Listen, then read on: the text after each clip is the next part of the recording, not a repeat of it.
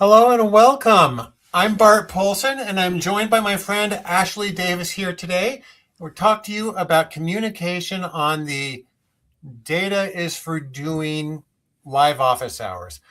I'm in Salt Lake City, Utah, where it is 3 p.m. and it is not snowing, but it's extremely cold outside. And happy to be here in a warmer place right now. Um, if you're joining us online, I'd love for you to make a comment, say hello, tell us where you are. And also, as a reminder, we're recording this session and it will be available immediately afterwards on LinkedIn, on YouTube, and on Facebook. And it'll be available there for you to peruse at your leisure. Now, I'm here today with Ashley Davis, communications director and creative director who has professional experience in packaging, storytelling, in media. And I've had the pleasure of working with Ashley on several different occasions. And I would love for you, Ashley, to introduce yourself and tell us a little bit about the work you do. And then we'll just talk about it and how we can connect it with um, the data work that a lot of my audience does, but also introduce them to what people in your field do as well. Right, great. So first of all, I want to say thank you so much, Barton, for just allowing me to, share this platform with you. So thank you so much. But just a little bit about myself. I am, I guess, what you refer to a multi-hyphenated creative. And so I do everything from content creation to brand as being a brand strategist, also videography work and even visual arts. So I am what you would refer to as a multi-hyphenated creative. But when it comes to my work lives where brand identity, storytelling, and innovation basically intersect. So that means that I'm helping teams to navigate complexity with clarity, building scalable systems, shaping inclusive design strategies, and guiding cross-functional collaboration that drives meaningful outcomes. So that's kind of like the basics of what I do. So storytelling is at the heart of everything that I do. And so that's just a little about me and my work. Well, I love that. Obviously, it's a very broad category that you're talking about here. And as the connection with what we're doing right here now, I normally talk about things that are related to data one way or another. And I do see a strong connection between useful data work and putting it in the context through storytelling. And what I usually mean by that is, there's this assumption that the numbers speak for themselves, which is never the case, because Right. there's always, you know, who decided to collect the data? How did they collect it? How did they include it? What analysis did they do? And more than anything, how did they make sense of the results so they could apply them in some meaningful way? And especially when you've been commissioned by some client or stakeholder, you have to take the work that you did. You're serving as an intermediary between the people who provided the data, your analysis, and the people who will be acting on the data. And getting a through line there that makes sense really does require some attention and craft, Mhm. your storytelling. And so I'd love for you to tell us a little more about what you mean when you use the word storytelling within your context and how that applies to this one with my regular audience. Right. Yeah. So um, I've used storytelling basically in all of my lines of work, but especially as an instructional designer. And that's how you and I came to know each other through instructional design. But with instructional design, we're often taking complex topics and we're trying to make them understandable for all audiences. And so when we're doing that, we use storytelling because storytelling is how information becomes usable. And being that I am or I have a background as an instructor, there's always a next step. And that next step is a call to action. When you don't have a call to action, that means that the story is not finished. And so in data, how can that be translated there? Storytelling or data storytelling is you taking that complex subject or you taking that data visualization and you making it understandable. If your audience has to ask a question like, so what, and you don't know how to answer it, then that means that the story is not finished. And so you always have to have that call to action. Even when I'm doing content creation, for social media content, what is the call to action in the comments section of TikTok, or and not in the comment section, but in that section of TikTok? What is the call to action there? What do you want people to do next? What do you want people to get out of what you just told them, or what you just showed them? And so that's basically what storytelling is. And so you translate that to the data world, you're giving them that data visualization, but then you're telling them what will they have to do next? What happens next because of this information that you just showed me? What should I do with this information? And thank you for pointing that out and introducing a few terms that my audience may not normally be familiar with. Things like call to action, or a CTA, which is universal in the social media world, but people who work with data may think, they may not be familiar with that. They also may say, well, that's not my job. Say, well, and I know that for a lot of people, what you're saying, this is something, my whole thing here is called data is for doing, and because you need to take it and then you're going to accomplish something with it. And the reason I do that is because I can't tell you how many presentations I've been to where somebody's talking about, for instance, their academic research, and they finish their presentation. We go, that's very nice. And somebody will sometimes actually raise their hand and truly say, so what? And the person is just speechless. It's clear that they never thought about the next step. Right. And when I have worked, I've prepared courses for professional analysts where we had to teach them, you did the data, you found a pattern, you did a model, but you are so close, but you're not there yet. You got to take this one more step to tell your client what they do next. So it could either be the actionable insight for your client, or for your social media audience, the call to action, the thing you're trying to get them to do next. Right. Yeah. So you make sure that you're answering those questions, why it matters. Number one, why it matters, and then what do I do next? So I guess maybe you can say storytelling answers 3 questions. Why does this matter to me? What should I understand? And then what should I do next, which we refer to as the CTA, or the call to action. That's a nice way to put it. Now, can you give any examples of those 3 steps in projects that you've worked on at some point? Well, yeah. So basically, in all of those courses that I have designed, which use video, we were using video in order to video-based courses, or video-based learning. And so in all of those courses, those are the questions that, we sit down and answer. Why does this matter to this audience? Why would someone care about listening to this? And so that makes it seem, is this important? Really, I guess that's what the questions you're answering is this important? So why does this matter to the audience? Why would people want to know this? And even when you're posting, when you're posting, social media content, why does this matter to this audience? Why would someone want to know this? It gives you also that level of, is this important or not? Or how important is it? And so that I've used that, of course, when posting, for social media content for other brands, when we're thinking about what to post.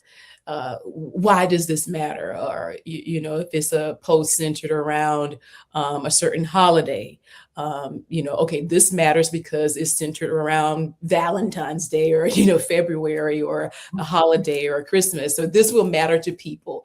And then the next question, what should they understand from this post in that 30 seconds probably that you're using to post content?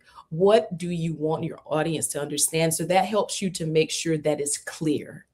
Whatever it is that you're presenting, whether there's data, or, whether it's something in that 30-second post on social media, that hack that you want them to understand, is it clear? Is it clear to the audience, or is it only clear to you? Does it only make sense to you, or does it only make sense to a select number of people? And so in instructional design, when we're designing these courses, we want to make sure that is understandable to everyone, because people may be watching a course and they're coming from all different backgrounds, all different levels. A lot of the content that I have produced is global content. And so we want to make sure that it's understandable for all audiences. So that's the second question. And then in my work, of I course. just want to come in on that one just for a second.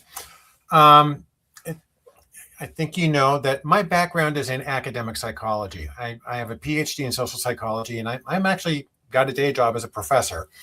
And one of the things that I think has made the work I've done, my video work for LinkedIn and for my own company, Data Lab, that I think that's made it work well, is that I have 30 years of experience teaching statistics to people who are absolutely terrified to be there. And so I know that they have to begin. We got to take this one tiny little step at a time, just one little step. Why does this matter? And explaining things at very elementary levels. In psychology, there's something called the egocentric bias, which means that you literally assume that people see things the same way that you do, and they know things that you do. And it turns out that that causes all sorts of problems. I can tell you, for instance, I had in the data world, we use the word significant. Um, Now, in the real world, significant means big and meaningful and important. But in the data world, significant means something very specific that has to do with the probability of a result rising if, in fact, nothing is actually happening. And so it's not what people think it is. It's something else. And you have to be clear about that. It also reminds me of a friend of mine who was a consultant in design thinking. Mm. I still don't know what that word means. I studied design for several years in college. Right. I was taking drawing classes and color theory classes. To me, designing, it's visual design. It's like applied art. He was obviously using it to refer to something else, but I could never understand it. So he had an understanding. It made sense to him and other people who know the area, but I could never make heads or tails of it. So that's getting back to what you're talking about getting through the assumptions, which is going to be critical for data work, which is going to be critical for social media marketing and so many other areas. Right, exactly. Because a lot of times, just like you said, we will have an understanding of something and we'll think that everyone else do, or even the fact that they understand it the same way. And sometimes we don't understand things in the same way. And so when you're doing that content, creating that content, or that data, creating that data visualization, doing that data storytelling, you want to make sure that you're explaining things in a clear way that everyone can understand. So that it's, inclusive, so everyone can understand the learning. Well, and it requires explaining what terms mean, what your assumptions are, and how to interpret it. And that's another thing. For instance, as I recreating the materials for my statistics course, I've learned, for instance, and this is an interesting one. I've been learning a lot about neurodivergent students. And for instance, I've had to learn that I can't just throw out numbers. Like here's a 6, here's a 7, here's a 9, and we're going to run with those. I said, for a lot of people, that's too abstract. And I have to say 6 what, 7 what, 9 what. And then, so I got to give it some very specific context. And then when I get done with it, I have to explain, well, here's the mean. And what does that tell us? And again, like you said, what do we do about it? And I love this idea of, once again, for people in the data world, you may understand actionable insights, even though a lot of people think that that's more like business consulting. You got to do that. But I love connecting it to the idea of the call to action. This is an entire other literature, an entire other field that people can use to get more meaning out of their data work. Right. Yeah. Because without the call, if you think about it, without the call to action, if you're only answering the questions, why does this matter? And what should, the audience understand? Then it's just information. So with the call to action, it takes it a step further. And so That's why I like it so much. Mhm, And so mhm. in everything I do, I'm always asking myself, what is the call to action? If I'm speaking, if I'm giving a speech or any kind, what is my call to action at the end? If I'm creating content, what is the call to action? What do I want people to do after they've seen this, after they've seen this design that I've created, after they've read this material? What do I want them to do next? What is the next step? And what would be some common next steps in projects that you might work with? You mean common next steps when Yeah. I'm Yeah. What are working? some common call to actions that you would? Oh, okay. So, like for example, if I'm creating a post or doing something on social media, I want people to engage. And so, if I want them to engage, that means that I want them to be in the comment section. So, then I'm asking them to then do something so that we can engage and talk about that in the comment section. So, maybe it's something like, "Well, what is your idea?" or "How has this post helped you?" Or "How do Leave you?" a comment. Leave a comment below. Right, leave a comment below. And so that helps to spark that engagement. They engage. So then I feel like I've reached my, purpose of creating this content. I have gotten people to engage. And so they participated in the call to action. And so that lets me know that I worked through all three of those questions that storytelling should actually answer. Hmm. You know, it's it's funny. I have talked with some of my students um, who are really highly motivated to accomplish something in the world, and they say like, well, I can't do it yet because I don't have my master's degree, and I go like, okay, that's a long ways off, Mhm. but you have experience with, you already know a lot about this topic, and some of them, they're grown-ups and they've been dealing with it for several years, and I say, look, you don't have to be the world's leading expert on this. You can create a channel. I mean, with social media, you can create it, and you can begin the conversation. You can tell people, this is what I'm interested in, this is what I've learned about it recently, and then let's start the conversation. And in that case, it's like that when the call to action is, leave a comment, tell me what you think about this, what your experience has been, and then that serves as the jumping off point for the continued conversation. Right, exactly, exactly. And so, for example, in social media, in my work with working with other brands and being a content creator or creating content for brands, what I've learned now with social media content is that's where content can relive over and over again is through that comment section. People engaging in that comment section is actually how the story can live on and on and on and on. And so we've realized that, with working with social media and working with content, is that it goes down in the comment section. At one point in time, people used to say it goes down in the DMs, but that's not true anymore. It actually goes down in the comment section. And so that's where you want that CTA That's as a wonderful. content creator.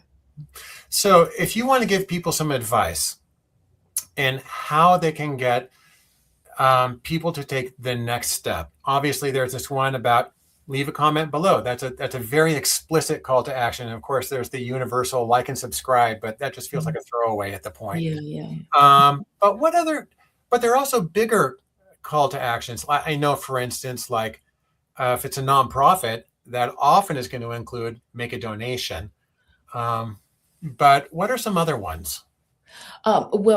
Because of AI, there are great tools that social content creators can use to help them, especially if they feel like they can't respond to every comment.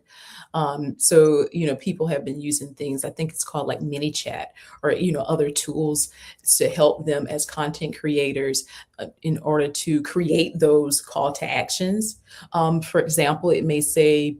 We've seen some of these before, um, DM me the word strategy, and I will send you a list of strategies that you can use for this, that, and the other. I did that the first time ever, like 3 days ago. It said DM Really? this word, which I did, and then instantly it sent the thing to me. I never had that before. I was shocked. Right, that's what's happening. So what's happening, there's many social content creators are using a tool called mini chat, and it's allowing them to then in the DMs, in that message box, they're able to continue the conversation, or if they want someone to purchase something. And usually that's what the call to action is. They want you to purchase something, they want you to download their book, download their strategies. And so they're saying DM this word to, and then they're going into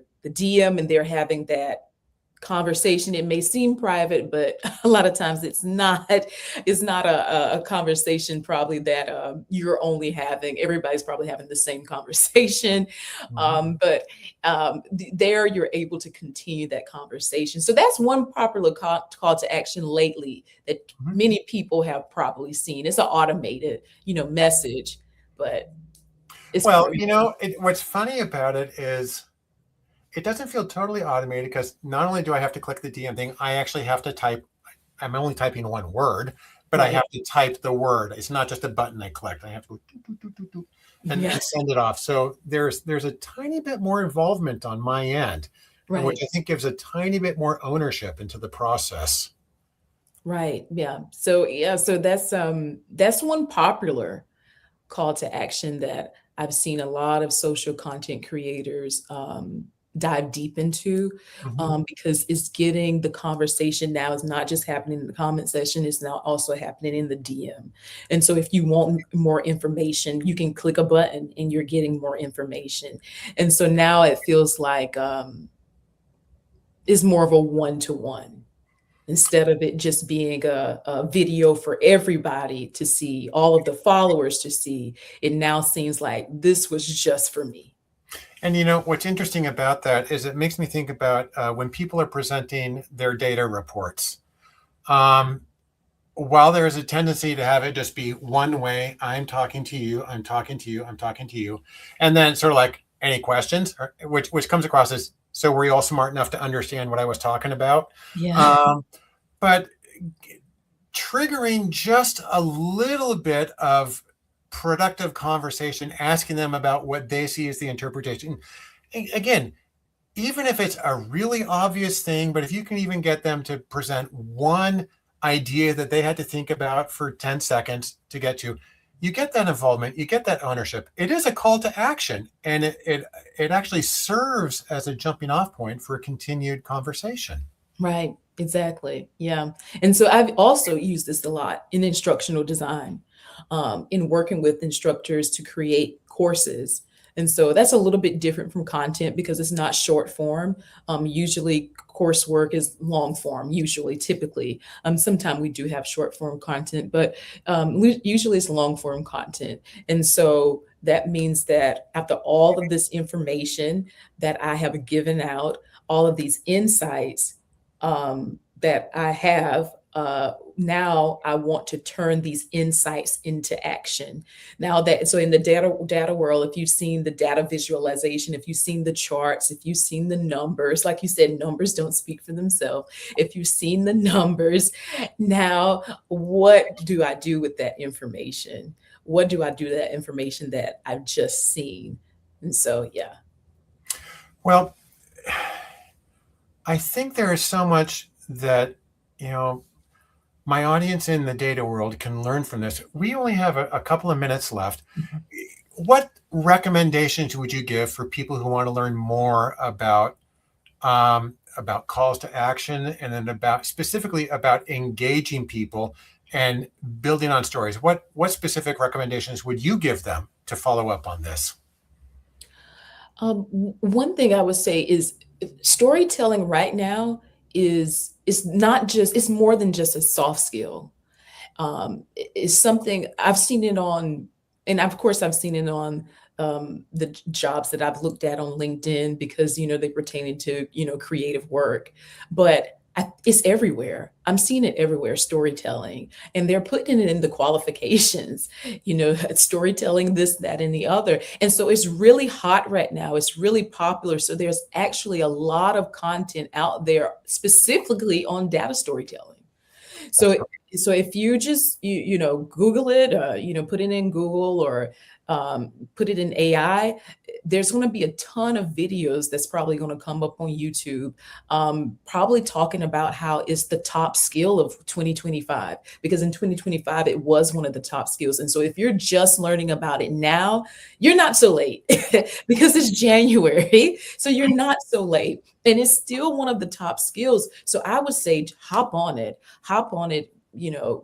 put it in Gemini, whatever you're using, AI tool that you're using, Gemini, or if you're using Chat GPT, put it in there and see what comes up. And of course, if you're putting it in Gemini, of course, there's going to be a list of YouTube videos to come up. But there's so much out there specifically on data storytelling. And I love how you bring this up as one of the top skills, because I know, for instance, that at LinkedIn Learning, where we both have experience, communication courses have consistently been in the top 10. It's always there. It's a huge demand.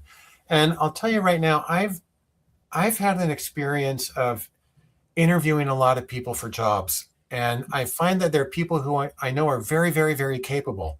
And some of them are much better at presenting their story and how this communicates. Others have a hard time making the translation from their work on paper to their work in person. Mm-hmm. And so I think a little bit of training and sharpening that is going to make a very big difference for them. And so I love that you make that particular recommendation. Right. And so our time is just about up. And I want to encourage people, first off, I strongly encourage you to follow Ashley on LinkedIn, see her website, see what resources. That's my call to action to you. Follow Ashley. She knows what she's doing, and you can learn more about this. It's going to make you more effective, not just in your data work, but in any other professional work that you're doing. Correct. And then let us know if there's other things that you have questions about that you'd like to follow up. You can chat with Ashley on LinkedIn and on other platforms. And of course, I'm here as well. And as a quick reminder, this video will be available recorded almost immediately on LinkedIn, on Facebook, and on YouTube right after that. And with that, Ashley, thank you so much for joining me. And folks, thank you so much for watching. It's good to have you all here.